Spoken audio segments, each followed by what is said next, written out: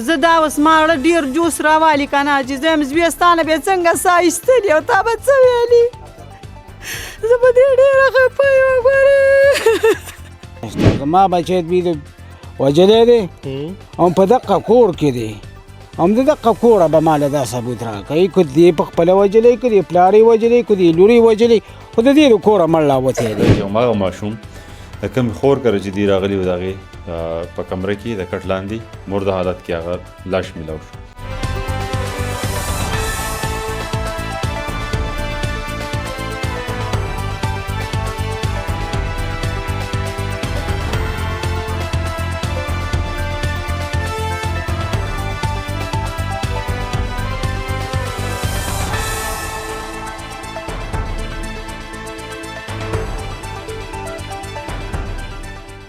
بسم الله الرحمن الرحیم. السلام علیکم. زیم عنایت الرحمن او تاسو ګورئ اپنا ډیجیټل. ګرانو کتونکو د تانا رحمان بابا په حدودو کې یو ډیره دردناکه او غمجنه راپېښه شوې ده. یو خواخیس خر خپل د انګور خورایې د 4 کالو ماشوم ډېرې بې دردۍ سره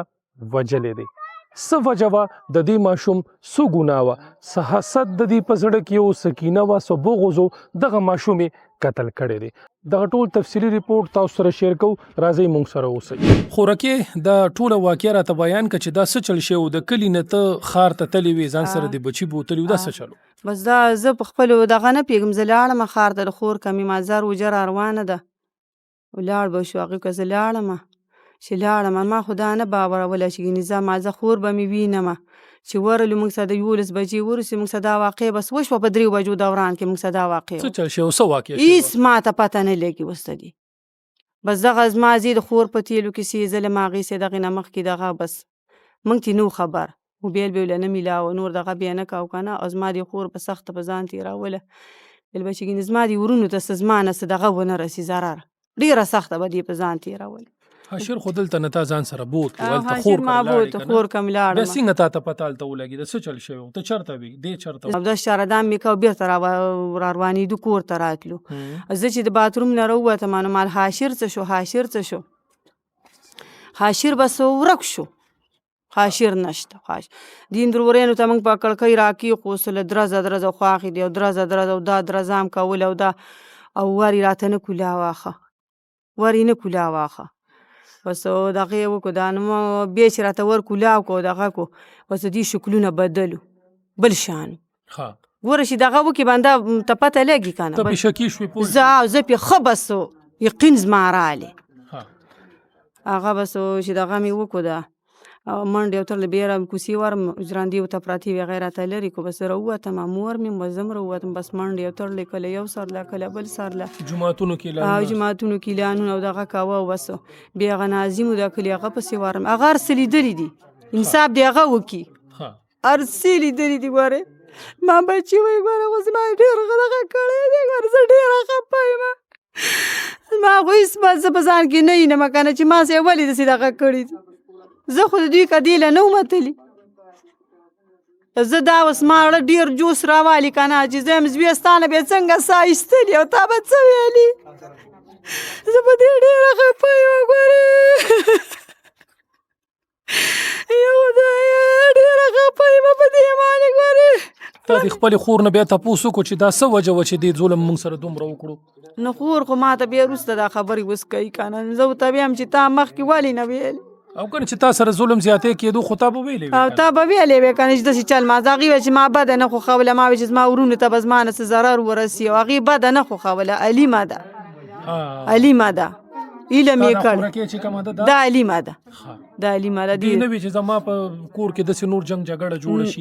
نه دا یې نه غوښتله خورکې دا زوی تا ژوندی هلته بوتلی او ښار ته مړ دې راوړو مړ مې راوړو ګوره ډېره سخته ده ګورې ما څه انصاف وکړئ ګوره انصاف راته وکړئ سوال درته کوم ګورې سوال چې کم دی هغې خو ملزمان هم خواښې اسخر چې کم دی ستا د خور خواښې اسخر دی خو یې گرفتار کړي نو په موقع هغې تاسو ته وینه چې دا زوی دې مړ وکړو تا ورته وینه چې دا ولې نو ما ورته ویل کنم دا ولې دا په کوم ځای نه راغلی اوس دا دلته چې پیدا شو دلته خو نه اوس د کوم ځای نه دا سره پیدا شو دا اوس د کوم ځای نه راغلی په هوا راغلی او مړ پیدا شو او د ژرندو ورونو باندې څنګه راننواته مړی په ژوندون ورونو راننوځي دا ستاسو عقل مني نو هغې درته څه وې پام وکړه څه غږ جواب یې در نه بس بې ماله جواب نه راکړه د خوراکۍ دې له څه مخکې تشدد والې ټکول به وسې و دوی زهر یې واه دی ورکړي واله ټکولی بیا هم دغې نه مخکې زما ورور بیمار و دی به ویلي چې دغه دی زما دا ورور بیمار دی دړه بیمار و خدای پاکه دغه دماکه شان سپرینګ دا ورته نه پاس کېده اپریشن به یې دا کوي نو د خواښې مرچکې راخستې سترګو ته یې وریشتلی بیا پې د پاسه ناسته ده او وریښتون یې نیولي دومره ظلم خپل خواښې د خپل ستا خوراکي دومره ده زهر یې ورکړي او بیا زهر د هغې نه وروسته زهر ورکړي نو چې دا زهر یې ورکړ نو دې تاسو ته ویې نه چې نه دې چاړی موږ ته نه ویلي دی ویل چې بس زما دغه خرابېږي بس ما له دې الله پاک ما دې خدای په دې امتحان کې کامیاب کړي خپل لړل یې زور ورکاو عبدالغفور خان د واقعې نه څنګه خبر شو دا ټولو وکړو راته بیان کړه څه چل شوی ډېره به د دې نه همدغسې خبر شوم چې دوی لاړل د خپل خور کا زما دا واړه و او دوی سمور هم وه خپل او زما دا زوی او غالبا چې لاړل د دې نه سهار د شاته 9 بجې به وتي وو داسې 11 له بال ته رسېدلي والله علم که نه خو هلته هغه چې روټۍ او یا چې هر څه دوی کړي وو چې اوبه کړې وې او بیا یې مونځ کړی وو بس لمونځ د وخته پورې دا لږ و چې دا واړه باتروم ته تلل خو زه بس ماشومان دي دا دلته لږ ګرځي ماشومان یاره ګرځي بس ګرځي چې هر سړی خپل کور ته ځي او یا کوم مېلمه راشي هغه به هم به دغه چاکه چې تلي هغه کور ته ځي نو بس چې تللی دی بس دوی به د ماشوم تپوس کړی نو زما د صندوق یا د هغې نه مې یو کمره وه بس یو کوټه وه په هغه کوټه کې خو هغه ماشوم هسې هم نیول لري باتروم بار و بیا نه وویل چې زه ښکته به پرې په وړوکو شوي ښکته یې تپوس کړی هغوی ورته ویل چې نه دي راغلي نو بیا خو زنانه الرېډي په زړه کمزوري او بچي په زړه خوږېږي که نه چې ماشوم دی چېرته به یې څه ونه وایي منډه کړو ښه کړو بس کو بار کوڅه کې به هم نه و او بیا به اعلان میلان کړی والله علم ما اوس هم به پورې لا پوره تپوس هم نه دی کړی خو شوي دقسې دي که نه خو زه البته موږ به ده وویو چې د هغه څه ټیمه پورې دوی کوشش کړی او ناظم او سو راغلي دي که نه جوماتونو کې اعلانونه شوي نو خو دې کې 2 غنټې تېرې شوي کو 3 تېرې شوي خو دغه سخته تکلیف په هغوی تېر شوی ماشوم بیداره کوو بیا چې د هغې نه باوجود هماغه کور کې لاو شوی دی یا پولیس تلي یا ناظم تلي چې هر څوک ورغلي دي خو ماشوم په دغه کور کې زما مړ بیداره کړه پیدا شو که نه او دوی راویستو بیا به تاڼې ته رحمان بابا وړی که نه او بیا پسې هغه ملزمان هم دواړه ښځه او خاوند نیولي نو زه دا نه وایم دا ښځه چې کومه ده نو کما د دې نه مخکې د خپلې انګور څخه الډې زیاتې او دغه کړي که نه هغوی به نه یې ویلي خو هغه خو بیا د خپل انګور څخه زړه باد والي و زما دوی سره هېڅ قسمه تنازعات نشته زما بچی دوی وجلی دی او په دقه کور کې دی هم د دقه کوره به ماله دا ثبوت راکوي که دې په خپله وجلی که دې پلار یې وجلی که دې لور یې وجلی خو د دې د کوره مړ راوتی دی او تاڼې ته تللی دی اوس د پوسټ مارټم راپورټ دی د هغې ته به انتظار کوو تفتیش والا وایي چې نن یو داسې یو ستاسو راپورټ که نه او پلانکي او ډنګري که نه لا نه دی دغه شوی راغلی دی نو که نن نه سبا به راځي او که دا راته ووایه بس لنډه به یې کړو چې دا وجه څه وه د ده څه قصور د ماشوم قصور څه نو خو زه هم درته وایم چې د دې دونه ماشوم قصور څه شو دومره خو به تاسو اورېدو کې خو به راغلي که نه چې وجه څه وه دومره خو به تاسو پوهېږئ یاره ما ته خو خدای شته او تل به چې د سره راته دا پته لګي چې زما ورته هېڅ تنازعات نشته دي هېڅ قسم ورته زما نشته دي وا دې اورېده او بس زما ماشوم لاړلې نو پولیس خو ملزمان گرفتار کړي دي مطمئن د پولیس نه خو بالکل مطمئن یم ملزمان گرفتار دي او گرفتار دي که نه خو لکه هلن کې موږ وایو چې اوس ګور یا دا راپورټ راشي په هغه ظاهره چاپونه په مړی باندې پوسټ مارټم ریپورټ او په دې سر کې دلته و د هغه چاپ په دې ځای کې یو 2 چاپه و وا دې اورېده نه زه یې مړ کړم په څه وجه تاسو ته خپل هم دا پته نشته دی چې څه وجه کېدی نه جي نه موږ یو مېلمه لاړې هلته مثال خبره ده کول بیل 3 غنټو کې دغه شانته واقع وشوله 11 بجې تللی دي او 3 بجې دا شوې دی پوه شوې وجه څه وجه ده که مثال که وجه څه وجه وي نو زما خور څه به دغه کولې هلته پوه شوې دوی څه خو څه نه خو ظلم او زیاتې را څه وکړو زموږ په دا ټول کور باندې دغه دی دا ټول کور باندې ځان له دغه نه دا ټول کور دی کې ملوث دی تاسو د پولیس نه مطالبه هم دا ده چې باید دې کې تفتیش وشي چې وجه څه ده تفتیش پکې وشي د ټول کور نه جی بالکل په 16 تاریخ باندې دا مدعي چې کومه ده دا د تنګي 400 اوسیدونکي ده. دا د خپل خور کار راغلی او بلال کالوني ته، او د خپل ماشوم هم ورسره و، حاشر دا چې کوم قتل شوی خواښې ورسره وه. دې چې کله د خپل خور کار راله نو تقریبا 11 بجې دوی راورسېدل. 2:30 بجې چې دوی خپل ماشوم معلومات کول نو ماشوم کور کې موجود نه و. دوی بیا په جوماتونو کې اعلانونه هم وکړه، تاڼې ته رپورټ هم وکړو چې داسې زموږ یو ماشوم دی 4 کالو هغه غیب دی. بیا پته ولګېده داسې 5 بجې تقریبا لکه 2:30 غنټې پس پته ولګېده چې هماغه ماشوم د کوم خور کره چې دوی راغلي و د هغې په کمره کې د کټ لاندې مرده حالت کې هغه لاش میلاو شو. بیا چې چونکې آلریډي پولیس دې کې انفارم شوي وو، رپورټ شوی وو،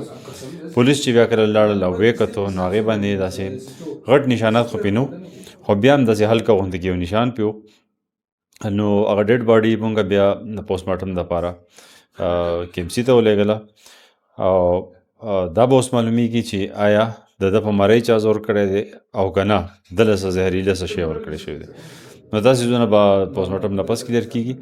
فیلحال چې دی نو مونږ په دغه کې دغه چې کوم د دې د خور خواښې وه او زخرې و، دغه دواړه ملزمانو ایمن داویداري شوې وه، هغه دواړه مونږ ګرفتار کړي دي. ملزمانو څه وینا ده؟ تاسو خو به اورېدلي وي هغې. ملزمان خو د دغه شي نه انکاري دي، خو چونکې د دې خپل منځ کې د دغه ملزمانو او د دې مدعیه چې کوم خور ده د دې په خپل منځ کې داسې تعلقات خراب وو. نو د دې شک هم په دغه باندې په دې وجه باندې وو چې دا زموږ د دې خور سره هم دې زیاتې کو او دا زموږ بچی چې دی دم دې قتل کړی دی. د هغې خو دلته کې خور واده وه، پخپله خو دلته میلمانه راغلې وه، نو د دې ماشوم دا ګناه خو دې کې نه وه چې د دې ښځې خاوند یا د اخ او خواښې څخر دې طرف ته خپلو کې تنازع یا خفګانو، نو دا ماشوم یې وجل پکار و. ډېر انتهایی ظلم شوی دی، کدار چا وجلی دی، چونکې هغې داویداري په دغه 2 کسانو ده. نو دا ټول څیزونه به انویسټیګیشن کې به کلیر شي. خو که فرض قدیم وجلی دی نو بې انتها ظلم یې کړی دی، ځکه چې یو ماشوم د 4 کالو چې هغه د دې څیزونو نه دی خبر چې زما د ترور یا د هغې د خپلې خواښې سره څه مسلې دي یا څه مسایل روان دي، د دې څیزونو نه هغه بېغمه و، د دې څیزونو نه هغه خبر نه او د هغه پکې قتل شو. نو ډېر غټ ظلم شوی دی. خو دا ده چې بس هغه کله چې یو سړي د انصاف میلاو شي نو د هغه دپاره څه نه څه هغه ازاله وشي. نو شکر دی هغه ملزمان مونږ چې کوم چا باندې د دې داویداري و هغه ګرفتار کړي دي او بقایه تفتیش شروع دی. انشاءالله چې څومره شواهد وي هغه به موږ راجمع کوو چې هغې ته سزا میلاو شي. پوسټ مارټم رپورټ خو لا نه دی راغلی؟ پوسټ مارټم رپورټ لا نه دی راغلی. ارشد صاحب په ده باندې تشدد شوی و کله چې تاسو سپاټ ته یا ستاسو یې سچو تللی و نو دې کتلی دی تشدد پې شوی و که نه داسې بل څه نشانات پو د په وجود باندې؟ ده باندې تشدد خو داسې څه خاص نشان نه و، داسې مرۍ باندې لږ غونته کې نشان و، خو هغه چونکې پوسټ مارټم رپورټ چې راشي دا به کلیر کېږي چې دا هم د دغه وجې نه مړ دی او که نه دله څه بل څه خوراک کې ورکړی شوي دي. د مور هغه سلګۍ موږ ته اوس هم یادېږي، د هغې هم دا وینا وه چې کله یې دی وجلو ده به څنګه اوازونه کړي چې یا مورې یا پلاره، نو دا یو ډېره دردمنده او ډېره غمجنه غوندې ده. یاره ډېر لکه اوس سړی په خپل ځان راولي چې 4 کالو ماشوم وي او هغه داسې په بېدردۍ باندې قتل کړی شي، که هغه په هره طریقه باندې وي او ماشوم مخې ته بیا د سړي پروت وي، نو لازمي خبره ده هر یو مور چې ده هر یو پلار چې دی نو هغه نشي برداشت کولی چې د هغې ماشومان په دې طریقه باندې قتل شي. په عام مرګ باندې چې کله یو ماشوم د چا مړ شي نو په کلونو هغې نه هېرېږي او بیا چې قتل شي نو دا خو د هغې نه هم زیات دردناک خبره ده. نو زموږ په معاشره کې برداشت داسې ختم شوی دی چې هغه غټ دشمنیانې چې کوم غټ خلک ساتي لکه مشران چې کوم وي نو هغه یو طرف ته خو د ماشومانو نه هم سړی لکه خپل ماشومان ما د دې څیزونو نه سیف به ساتي که نه. نو دا یو ډېر عجیبه غونته کیس دی چې د مشرانو په جګړه کې د 4 کالو ماشوم قتل شوی دی. ګرانو کتونکو د مور هغه سلګۍ چې دا بچی خو ما سره د دې کلي نه بېخبر ته راغو ژوندی مې راوستو، بیا چې زه دې خوا نه واپس راتلم نو مړ مې کور ته راوستی دی. د ارشد صاحب خبرې تاسو واورېدې که جنګ جګړه د کور کې د مشرانو وه که د هر چا وه، خو یو بېګناه د 4 کالو ماشوم پکې وجلی شوی دی. دردمنده ده، غمجنه ده ډېره. د هغه د مور هغه سلګۍ، د هغې د لواحقینو خفګان چې هغې وي چې دوی موږ سره په لاره تلو نو موږ سره د خپل بچي ډېرې زیاتې خبرې کړې وي، خو موږ ته څه پته وه چې بیا باخوا نه دی موږ مړ وروړو. ګرانو کتونکو په هر کور کې د خواښې څخه د فیملي د د هر چا جنگ جګړې راځي خو حد دې پورې نه دی پار کول پکار چې د یو 4 کالو ماشوم قتل کړی دی. ګرانو کتونکو را روان پروګرام پورې اجازت غواړم د خپل ځان ډیر خیال ساتئ. موږ په خصوصي دعاګانو کې یاد ساتئ. د الله په امان.